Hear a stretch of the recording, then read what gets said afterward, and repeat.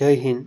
આજે આપણે ધોરણ 10ની અંદર પ્રકરણ નંબર 5ની અંદર પાર્ટ 3 બરાબર એના પ્રશ્ન જવાબ જોઈશું અને સાથે સાથે તેની સમજ મેળવશું. આની પહેલાંના જે બે વિડીયો જે છે તેની અંદર આપણે 1થી લઈ અને 32 પ્રશ્ન જોયા. હવે 33મા નંબરના પ્રશ્નથી આપણે આગળ જોઈશું. તો એમાં છે કે વનસ્પતિઓમાં વહન સમજાવો. બરાબર છે. તો આપણે આમાં વનસ્પતિઓમાં વહનની વાત કરવાની છે. તો કે જે વનસ્પતિ જે છે તે વાતાવરણમાંથી આપણને ખબર છે કયો વાયુ લે છે, તો કે CO2 એટલે કે કાર્બન ડાયોક્સાઇડ. અને જમીનમાંથી શું લે છે, તો કે એ પાણી અને ખનિજ તત્વો લે છે. અને જે પાંદડા છે એની અંદર શું હોય, તો કે ક્લોરોફિલની મદદથી શું કરે, સૂર્યપ્રકાશનો ઉપયોગ કરી અને તે ખોરાક બનાવે છે. બરાબર. અને જેને આપણે શું કહીએ છીએ, પ્રકાશ સંશ્લેષણ કહે છે. હવે જે જમીનમાંથી જે મેળવેલું જે પાણી છે એને ઠેઠ ક્યાં લગીને પહોંચાડવાનું હોય છે, જે ક્યાં ખોરાક બન્યો છે એટલે કે પાંદડામાં જે બનેલો ખોરાક છે તે બધી વનસ્પતિના બધા ભાગો જે છે ત્યાં પહોંચાડવાનું જરૂરી છે. તો આ માટે શું વહનની જરૂર પડે છે. તો વહન કઈ રીતે થાય છે એની વાત કરીએ. તો કે એક પ્રસરણ, તો કે અંતરના આધારે. તો કે જો વનસ્પતિ નાની હોય, બરાબર, નાની હોય એટલે કે મૂળ અને જે પાંદડા છે એની વચ્ચે અંતર કેટલું હોય, ખૂબ જ ઓછું હોય, તો પાણી અને ખોરાક જે છે તે સાવ સાદી પ્રક્રિયા દ્વારા જ આખા શરીરની અંદર એટલે કે આખા જે વૃક્ષનો જે છોડ છે તેની અંદર ઠેઠ લગીને પહોંચી જાય છે. અને આની અંદર કંઈ તંત્રની જરૂર પડતી નથી. આને કહેવાય પ્રસરણ. શું કહેવાય? પ્રસરણ. પછી આવે વહન તંત્ર. વહન તંત્રમાં શું હોય, તો કે જે ખૂબ જ મોટા વૃક્ષો હોય જેની હાઇટ જે છે તે કેવી હોય, ખૂબ જ વધારે હોય, તો તેમાં ખાલી પ્રસરણથી કામ ચાલે નહીં. તો આના માટે કેની જરૂર પડે, તો કે કંઈક જે તંત્ર છે એની જરૂર પડે. તો આવી જે વનસ્પતિ હોય ને એ તે હલનચલન કરતી નથી. અને જે એના મોટા ભાગના જે કોષો હોય કેવા હોય છે, મૃત હોય છે. તેથી તેમને ઉર્જાની જરૂરિયાત ઓછી હોય છે અને તેમનું વહન કેવું થાય છે, ધીમું હોય છે. પરંતુ આપણે અંતર વધારે હોવાને કારણે આપણે શું કરીએ, તો કે એક ચોક્કસ વાહક તંત્રની જરૂર પડે છે. બરાબર. એની અંદર કઈ કઈ વાહકની જરૂર પડે, એક તો જલવાહક અને અનવાહક. જલવાહક એટલે શું, તો કે જે જમીનમાંથી જે શોષાયેલું પાણી છે તે શું કરશે, ખનિજ દ્રવ્યોનું વહન કરે છે. બરાબર. જલવાહકમાં પાણી અને ખનિજ દ્રવ્યોનું શું થાય છે, તો કે વહન થાય છે. અને આ કેમ થશે, તો કે મૂળથી લઈ અને પાંદડા તરફ એક જ બાજુ હોય છે, નીચેથી ઉપરની તરફ. પછી વાત કરીએ અનવાહક પેશીની.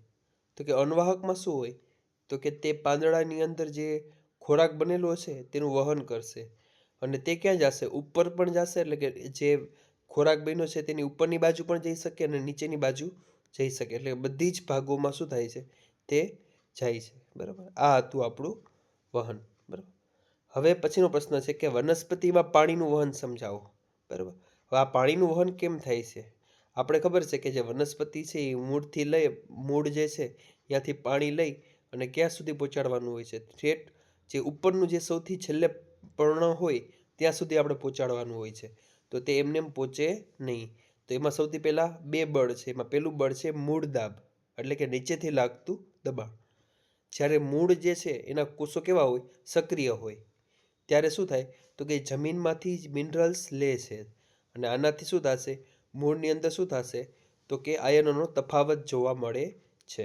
જમીન વચ્ચે આયનોનો તફાવત જોવા મળે.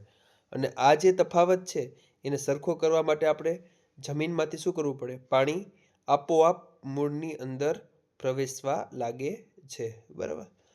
અને આ સતત આવતા આ પાણીના કારણે શું થશે, એક જાણે પાણીનો સ્તંભ બની જાય છે એવું લાગે છે. અને આ જે દબાણ છે તે પાણીને ઉપર તરફ ધકેલે છે. બરાબર.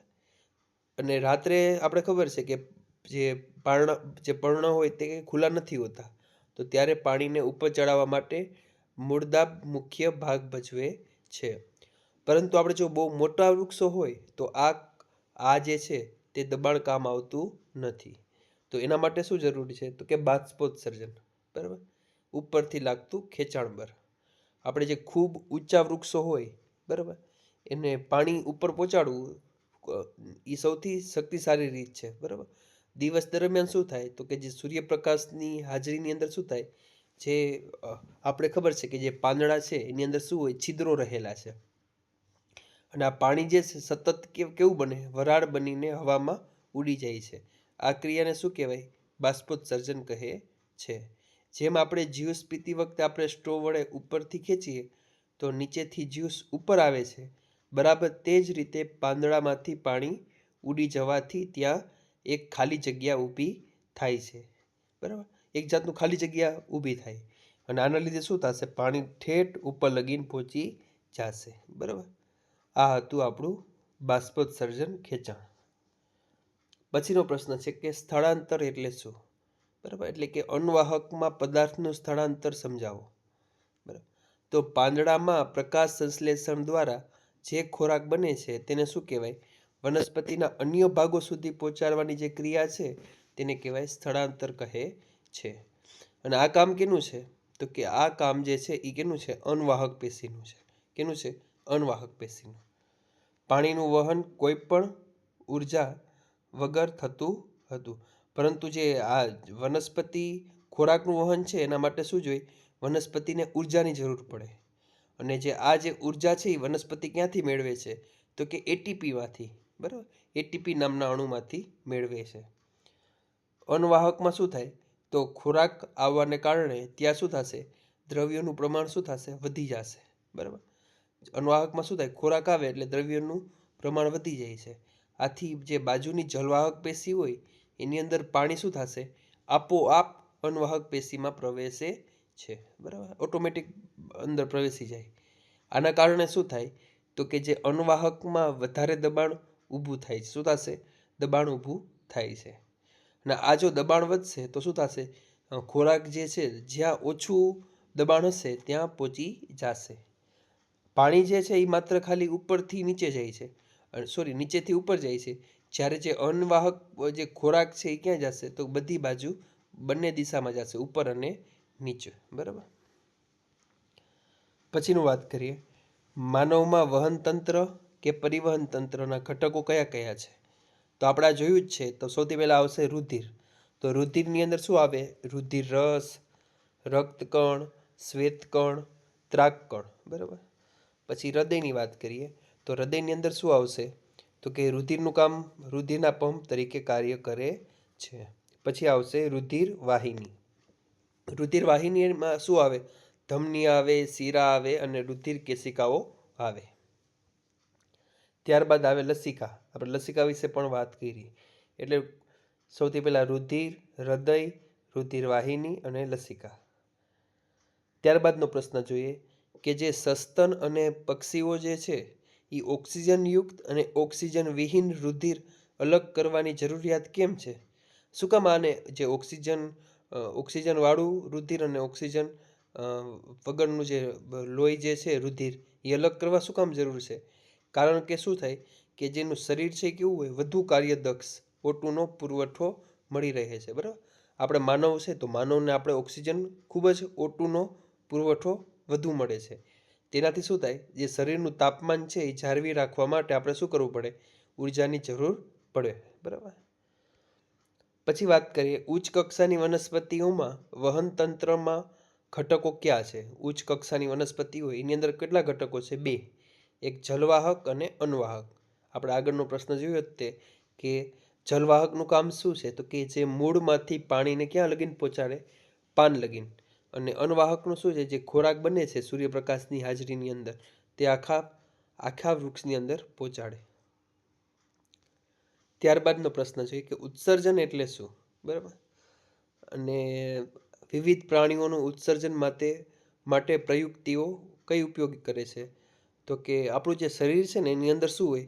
તો કે અલગ અલગ ક્રિયાઓ થતી હોય, આપણને ખબર છે. તો એની અંદર નાઇટ્રોજનયુક્ત નકામો કચરો બને છે. અને આ જે કચરો છે એ આપણા શરીર માટે કેવો છે? તો કે હાનિકારક છે. બરાબર, તો જુદા જુદા પ્રાણીઓમાં ઉત્સર્જનની પદ્ધતિ જોઈએ. તો જે એકકોષી પ્રાણીઓ છે ને એ કેવા હોય? ખૂબ જ નાના હોય છે. અને તેઓ શું કરે? પોતાના શરીરની સપાટીથી શું કરે? કચરો બહાર સપાટીથી ડાયરેક્ટ પ્રસરણ દ્વારા કચરો બહાર ફેંકે. જ્યારે જટિલ બહુકોષી હોય એને એક ખાસ પ્રકારના અંગો આવેલા હોય છે. જેવી રીતે માનવ છે તો તેને પણ એક જાતનું અંગ આપેલું છે કે જેનાથી તે ઉત્સર્જન કરી શકે. બરાબર, આ હતું ઉત્સર્જન. હવે મનુષ્યનું ઉત્સર્જન તંત્ર સમજાવો. બરાબર છે, તમે આકૃતિ જોઈ શકો છો. બરાબર, આ પાઠ્યપુસ્તકની અંદર પણ વ્યવસ્થિત આપેલી છે. આ તો મેં ખાલી કામ ચલાવવા માટે બનાવી છે. તો ઉત્સર્જન મનુષ્યમાં કેવી રીતે થાય, તો એની અંદર મુખ્ય 4 ભાગો આવેલા હોય છે. બરાબર, એમાં સૌથી પહેલાં આવે મૂત્રપિંડ. બરાબર, મૂત્રપિંડ તમે જોઈ શકો છો. બરાબર, 2 વાલ આકારની જે છે મૂત્રપિંડ. તો 2 એક જોડ એટલે કે 2 આવે અંદર. બરાબર, તો એ ક્યાં આવેલી હોય, તો કે જે પેટ હોય એના કરોડ સ્તંભ છે તેની બાજુમાં આવેલી હોય છે. અને તેનું કાર્ય શું છે, તો કે જે આપણું જે લોહી છે એને શું કરશે, ગાળશે. અને જે નકામો કચરો હોય એને શું કરશે, જુદો પાડે. બરાબર, પછી આવશે મૂત્રવાહિની. મૂત્રવાહિનીનું કામ શું છે, એ એક જાતની લાંબી નળી છે અને તેનું કામ છે મૂત્રપિંડમાં જે બનેલો પેશાબ છે તેને ક્યાં લઈ આવશે, મૂત્રાશયમાં. મૂત્રપિંડમાં શું થાય, ગાળવાની ક્રિયા થાય. મૂત્રવાહિનીનું કામ શું છે, મૂત્રપિંડમાંથી જે પેશાબ જે છે તેને ક્યાં લઈ આવશે, મૂત્રાશયમાં. પછી મૂત્રાશય. મૂત્રાશયનું કામ શું છે, તો કે આ એક જાતની કોથળી છે. તેનું કામ શું છે, આ જે પેશાબ છે તેને શું કરવાનું, સંગ્રહ કરવાનું છે. અને સૌથી છેલ્લે આવે મૂત્રમાર્ગ. જે આ એક એવો માર્ગ કે છિદ્ર છે જેનાથી શું થશે, જે મૂત્રાશયમાં જે ભેગો થયેલો પેશાબ છે તે શરીરની બહાર કાઢવામાં આવે છે. તો જે ઉત્સર્જનમાં સૌથી પહેલાં મૂત્રપિંડ, મૂત્રવાહિની, મૂત્રાશય અને મૂત્રમાર્ગ. ત્યારબાદનો પ્રશ્ન જોઈએ કે મૂત્રપિંડ નલિકાની રચના સમજાવો. બરાબર, આ જે મૂત્રપિંડ નલિકા છે એ એક જાતનું શું છે, લોહી ગાળવા માટે શું છે, અંદર લાખો નાની નાની શું આવે, ગરણીઓ આવેલી છે. બરાબર, અને જેને શું કહેવાય, મૂત્રપિંડ નલિકા કહે છે. તે શું છે, તો કે કિડનીનો પાયાનો એકમ છે. કેવો છે, કિડનીનો પાયાનો એકમ. બરાબર, નલિકાની જે શરૂઆતના ભાગમાં શું હોય, કપ જેવા આકારની એક કોથળી હોય છે જેને શું કહેવાય, બાઉમેનની કોથળી. અને આનું કામ શું છે, પાછળનો જે ભાગ જે છે કેવો હશે, ગુચડાદાર નળી. આ હતું મૂત્રપિંડ નલિકા. બરાબર, પછીનો પ્રશ્ન જોઈએ કે મનુષ્યમાં મૂત્ર કેવી રીતે ઉત્પન્ન થાય છે. બરાબર, તો સૌથી પહેલાં જે મૂત્ર નિર્માણનો હેતુ શું છે, તો કે જે આપણા શરીરની અંદર જે નાઇટ્રોજનયુક્ત કચરો છે તેને આપણે શું કરવાનો છે, ગાળીને અલગ કરવાનો છે.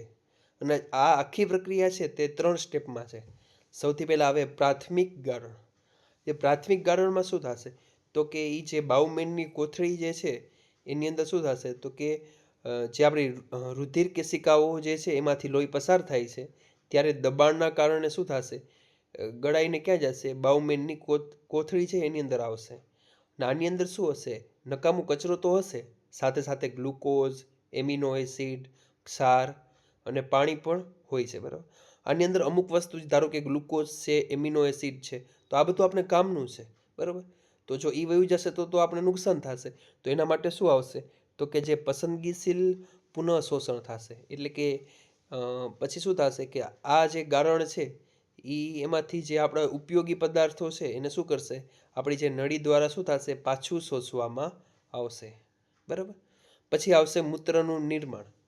તો કે બધા જ જરૂરી આપણે પદાર્થો કાઢી લીધા પછી જે નકામો કચરો બન્યો અને જે વધારાનું પાણી બચ્યું તેને આપણે શું કહે છે, મૂત્ર કહીએ છીએ. બરાબર, તો આ 3 સ્ટેપ તમે જોઈ શકો છો. પછી સામાન્ય નોંધ છે, જે MCQમાં પૂછાઈ શકે એવું છે કે એક સામાન્ય તંદુરસ્ત વ્યક્તિ હોય એનું જે કિડની હોય રોજ 180 લીટર જેટલું પ્રવાહી ગળાય છે. કેટલું, 180. અને એમાંથી આપણે 1 થી 2 લીટર આપણે શું, પેશાબ બહાર કાઢીએ છીએ.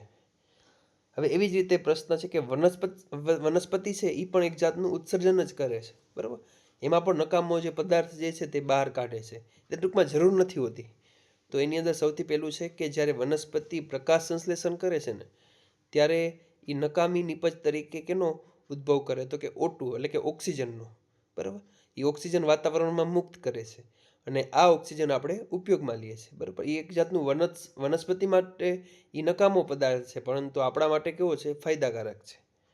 ત્યારબાદ વનસ્પતિ છે તે બાષ્પોત્સર્જન ક્રિયા દ્વારા શું થશે, પાણીના વાયુરંધ્રો દ્વારા પાણીને મુક્ત કરે છે. બરાબર, પાણી પણ મુક્ત કરે છે, એટલે કે ભેજ ટૂંકમાં એ કહી શકાય. પછી કેટલીક વાર શું કરે, તો કે જે ઉત્સર્ગ પદાર્થો છે તેને પર્ણની અંદર જ સંગ્રહે અને આ જે પછી પર્ણ છે એ શું થશે, પડી જશે.